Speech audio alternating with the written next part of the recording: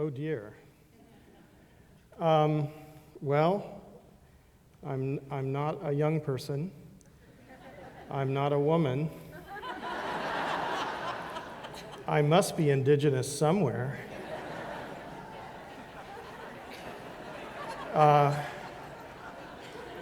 Thank you to Kenny and Nina and the Bioneers for having me. Having grown up in Bloomington, Indiana, it's really interesting to come to California. We always wanted to do that.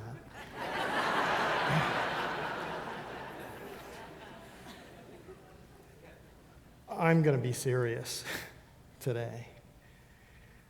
My journey here began high in the Himalayas.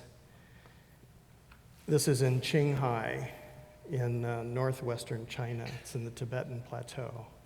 And there is a river that was once known as the Mother River. And it was known as the Mother River because all the different tribes emerged there. This is in China's Loess Plateau, in the upper and middle reaches of the Yellow River, which was originally the Mother River. This is loess. This is a geologic soil which was created by glacier movements high in the Himalayas and was deposited onto the plateau below. And it's a very rich mineral soil, but it requires organic material in order to be fertile. And over a long period of time, these sediments grew up, and so did a civilization. This is the birthplace of the Han Chinese race. So if you dig around in there, you might find some interesting things.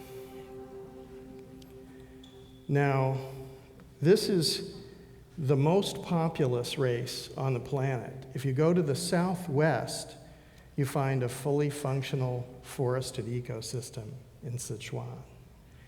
And if you go to the northeast, you find a fully functional grassland ecosystem in Mongolia.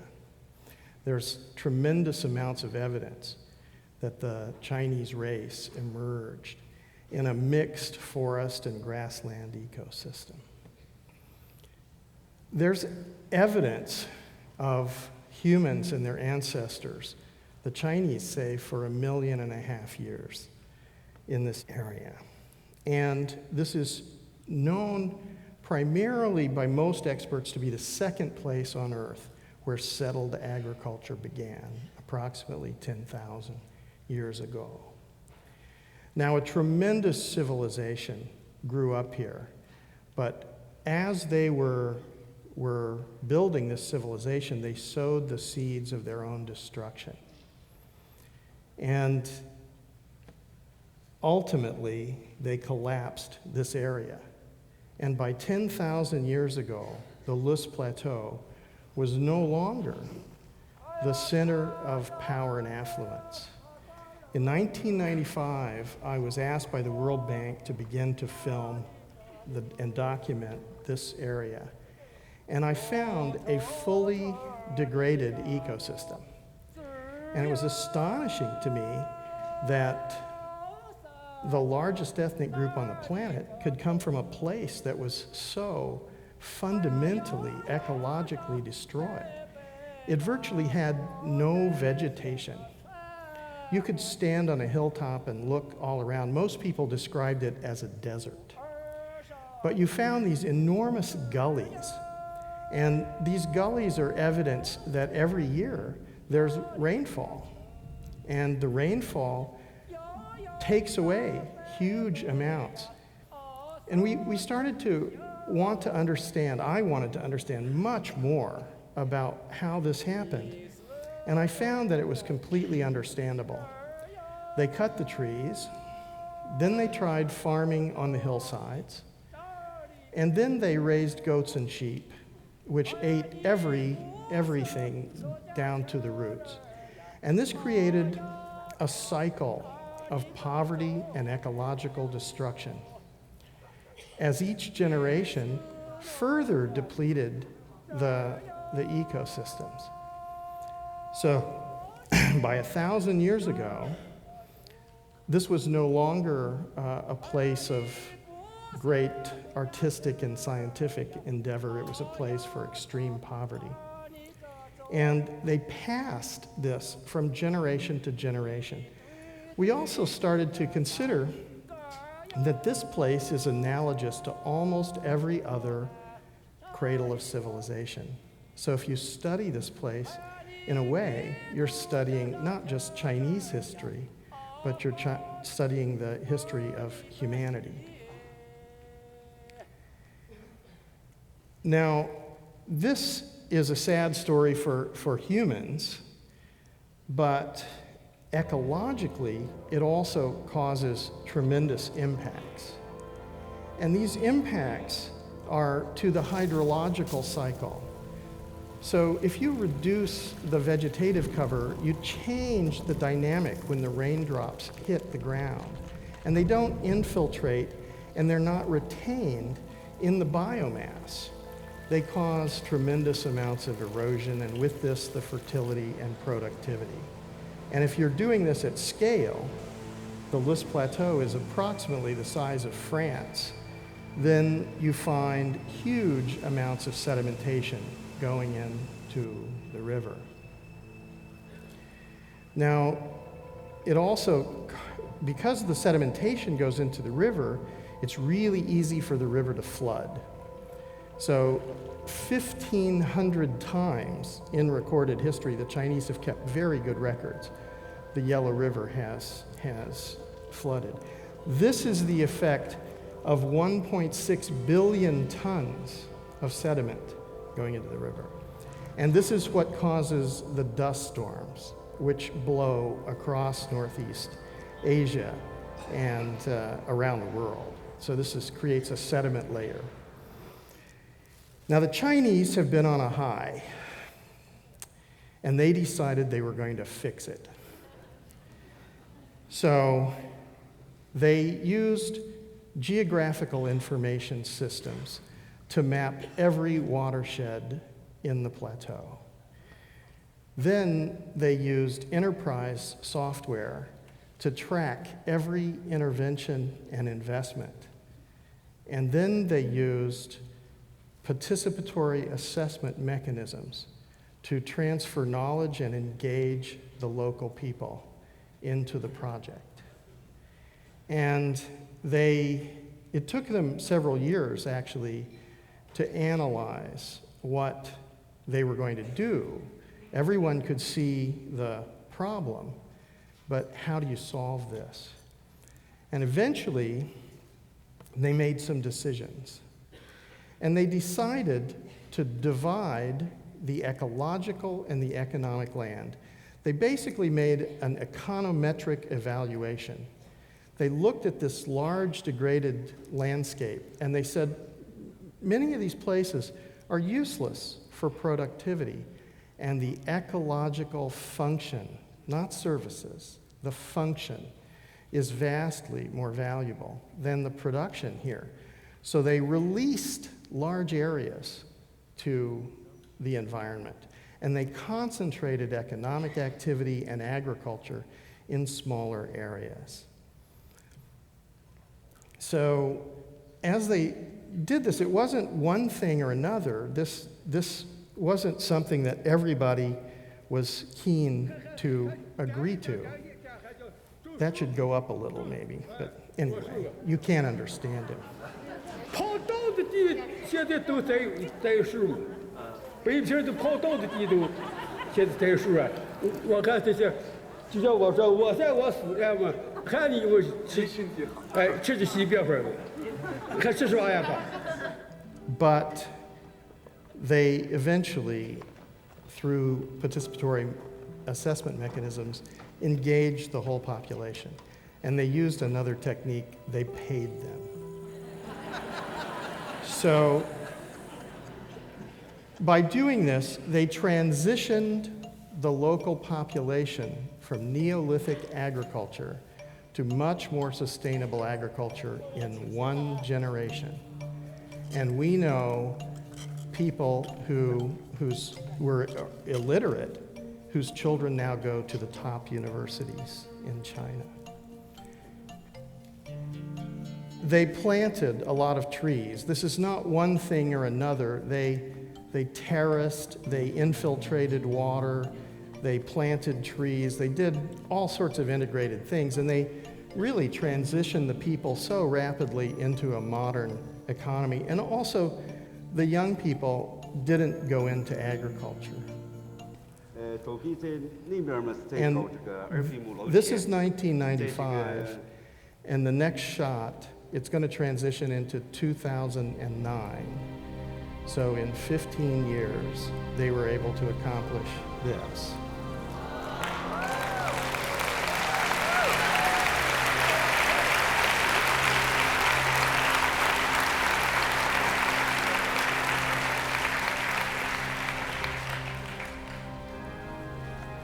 Now, this is a fairly dramatic thing. Again, 1995, 2009. This affects hydrology, fertility, soil moisture, microbiologic communities. It affects everything. And it makes me very, I'm going to take Kenny's water. Thank you, Kenny. It makes me very philosophical. It makes me consider time. And in geologic time, this Earth had no atmosphere. And the fresh water was very different. And over evolutionary time, we have, the Earth has changed into a magnificent garden. And it's done this through natural processes of evolution. And photosynthesis is the driving force for this. And so from geologic materials, we have built up huge amounts of organic material. As each generation has laid down its life and given up its body to be recycled into the next generation. And this has created the atmosphere that we breathe and the hydrological cycle that we depend on and all the fertility in the soil. And this is a biochemical photoreactive process that we're not going to duplicate. And we've made, it has created a huge world that is extraordinary in its beauty. And from the Loess Plateau, I've had the opportunity now to go everywhere in the world and to look at these places which are still functional, and to realize that human beings only began to alter these systems tens of thousands of years ago. And maybe 35, 40,000 years ago, we probably became very good hunters and took out the top of the food chain. We probably learned this from some other good hunters, and we emulated them. And then, about 10,000 years ago, we began to use settled agriculture, and we used slash and burn techniques. So we cut the trees, burned down the undergrowth, and then we could farm in these areas. But this would deplete the fertility very, very rapidly. This is in Ethiopia just 2 or 3 years ago. So this is still taking place now in many parts of the world. And I can tell you scientifically exactly what this does to soil moisture, microbiologic communities, fertilities, microclimates below the canopy. it's devastating. So why are we doing this? It leads to the collapse of the ecosystems. And any civilization who has followed this trajectory has had the same result. So there's plenty of evidence that this disrupts the hydrological cycle, lowers fertility, destroys microclimates, creates enormous deserts. So this is pretty much scientifically understood. So why do we keep doing this? Why are we repeating history again and again? And I started wondering, okay, there's clearly a link between our behaviors and our motivations and the outcomes. And in traveling around and looking at the amazing biodiversity, I found that actually we have somehow devalued, as Kenny was talking, we have let go of this, and we've actually said it has no value because our economy is based on the production and consumption of goods and services. So the fact that all of the goods and services come from functional ecosystems is wrong. So there's something, we've based the global economy on a mistake that even a cameraman can see.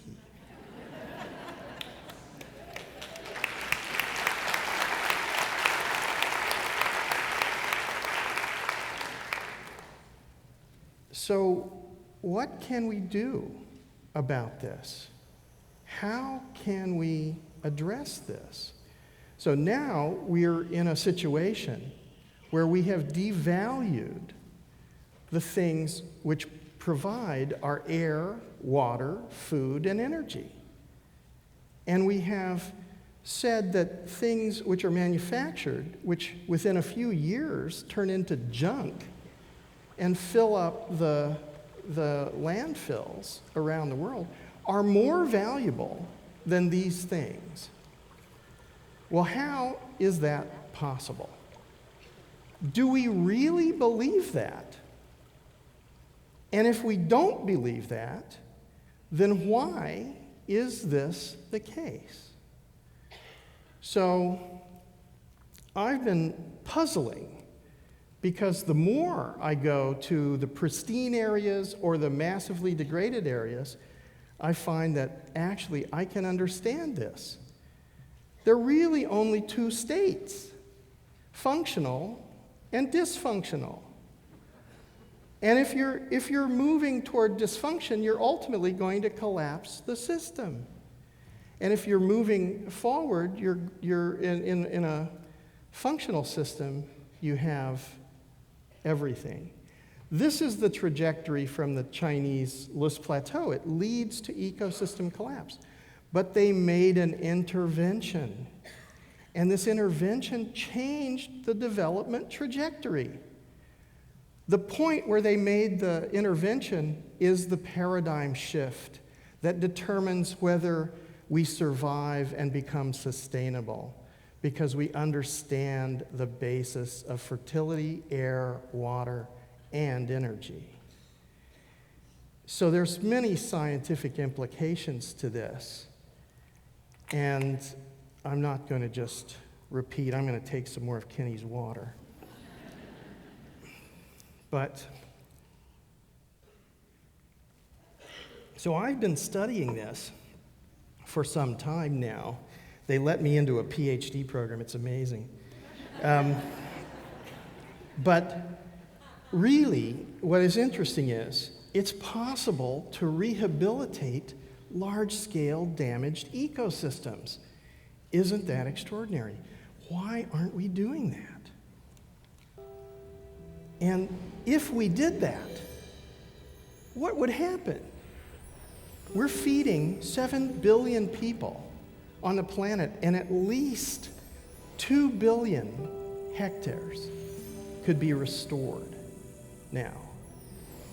I don't think there's a problem with food security if we can get food for 7 billion with 25% of the planet degraded. But why? Why is this? Why are we doing this? So what's stopping us from restoring the planet? And my conclusion is Groucho was right. Actually, Carl might have been wrong. Carl was saying basically that, what Carl was talking about, and I've lived 32 years in China and have been throughout the Soviet Union and North Korea 3 times. What he was talking about was state capitalism. That's what all of those countries have been doing. Not communism at all, state capitalism.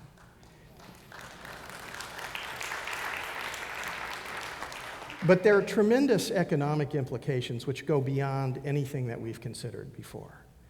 Because we're making some fundamental mistakes.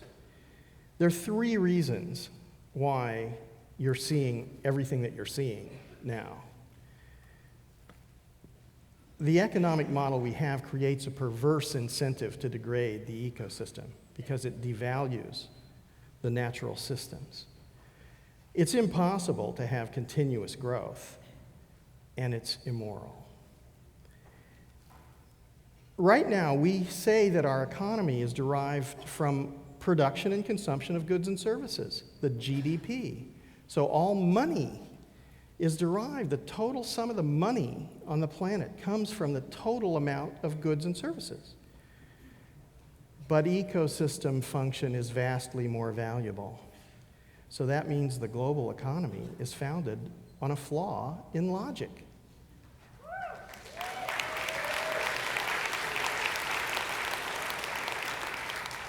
Not everybody's clapping. We have some moral implications too. By doing this, we've disenfranchised billions of people. So there are billions of people around the world who were never asked, do you think that wealth comes from production and consumption of goods and services? And we have imposed that on them, and they are poor because of that. But the fact is, we're all going to die. And the indigenous people, what they've been saying forever is correct.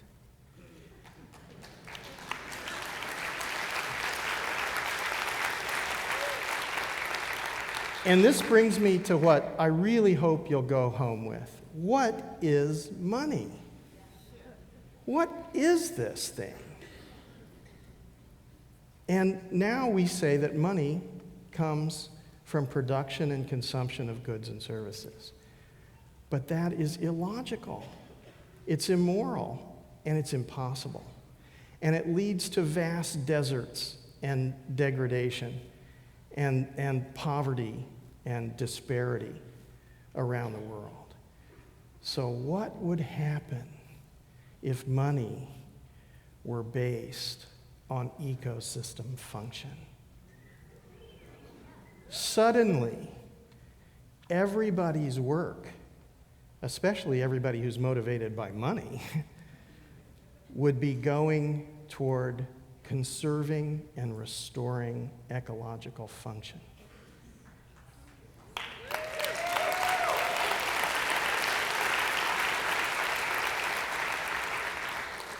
This seems to be the pathway to sustainability and survival for humanity and the planet. We don't have to be confused. It's logical all the things which are collapsing and failing around are logical. They have to happen that way. You can turn up the audio a little bit because I was hanging out of a helicopter. You can experience the fear with me. This is in Chiapas in Mexico. I'm sorry, Mexico. And I just put it in to end because of the power of nature and the value of nature. And if we make that the basis of our economy, we will survive. Thank you.